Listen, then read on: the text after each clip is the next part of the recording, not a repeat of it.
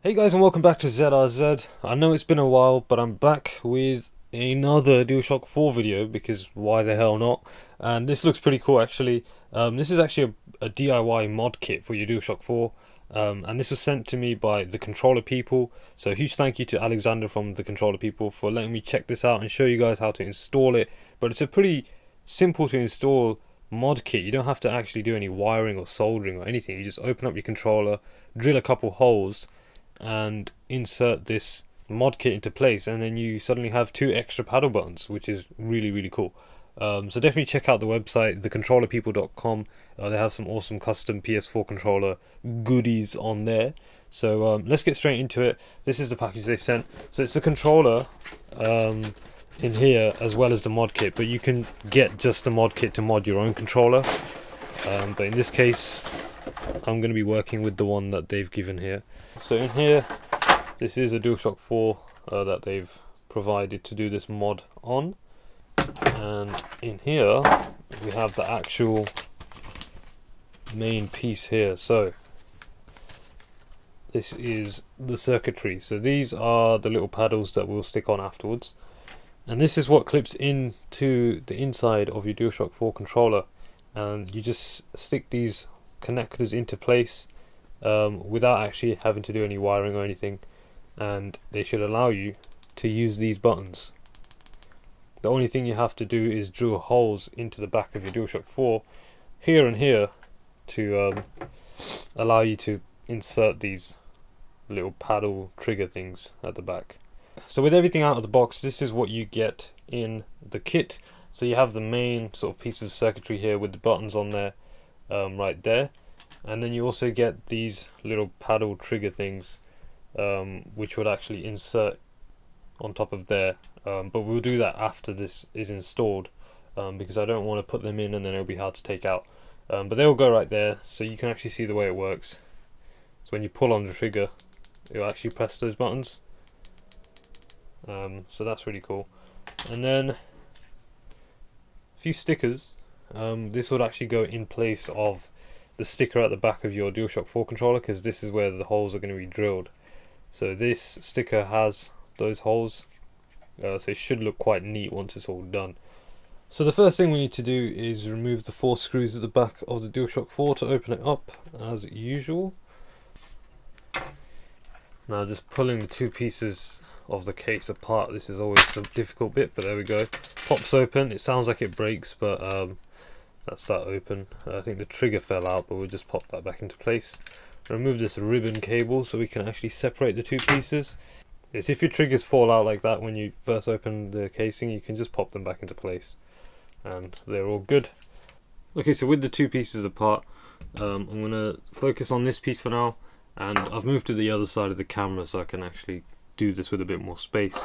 But with the back of the controller out, we can peel off of this label at the back here and the sticker, since we're going to be drilling back here as well. So move that to the side, and now we should have this clean space here. So what you want to do is actually measure 6 millimeters from the bottom and 6 millimeters from the edge on both sides, and that point will be where you need to drill. So I've got this horrible ass ruler here, but it's going to do the job. So if I just measure 6 millimeters from the bottom, which is right there. So there we go. I don't know if you can see, but I've measured 6 millimeters from the bottom up, 6 millimeters from the side in, and that's the kind of cross of where I need to drill. Same on both sides, and that's where we're going to be drilling. I guess we could have used, since there's 3 stickers in this pack, probably could have used one of the stickers, put that into place, and then marked it and drilled it. And if you ruin the sticker, you have a few extras. But this way is how they explain it on their website, so I'm just following the instructions. So now, with this drill piece, we're going to drill around 4.5 millimeter hole. And that should give it a good fit, but you can go a little bit bigger to around 6 millimeters, so there's a bit more room for error, but to give it the nice tight fit, we want around 4.5 millimeters. So I've got this step drill which should be able to give us that size hole. So let's get drilling.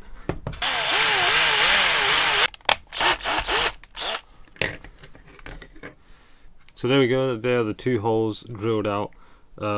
It's probably around 4.5mm, maybe about 5.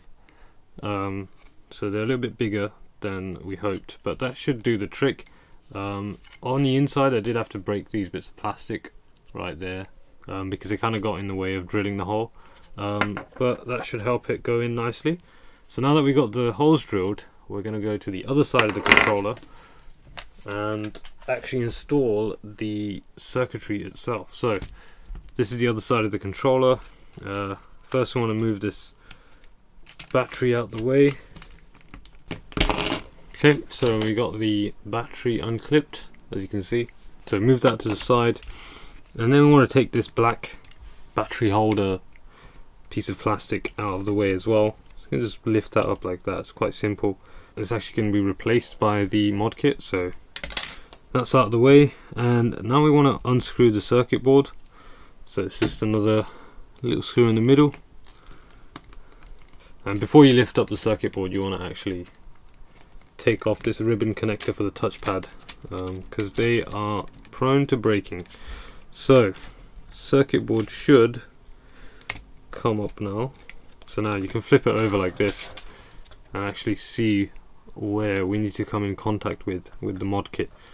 So what you want to do is get the little module here with these ribbon connectors, line them up with where they need to go. As you can see on the controller, we got these connectors down here, and they're the same as the ones on this mod kit. So they should line up right there. So when you are lining up these connectors, it might be a good idea to just get a bit of electric tape. So I've got some blue tape right here, so that when you do get it lined up, you have something to hold it in place when you actually flip up the circuit board again to put it back together. So there we go, as you can see, we got two pieces of tape there, sort of holding the connectors in place where they need to be.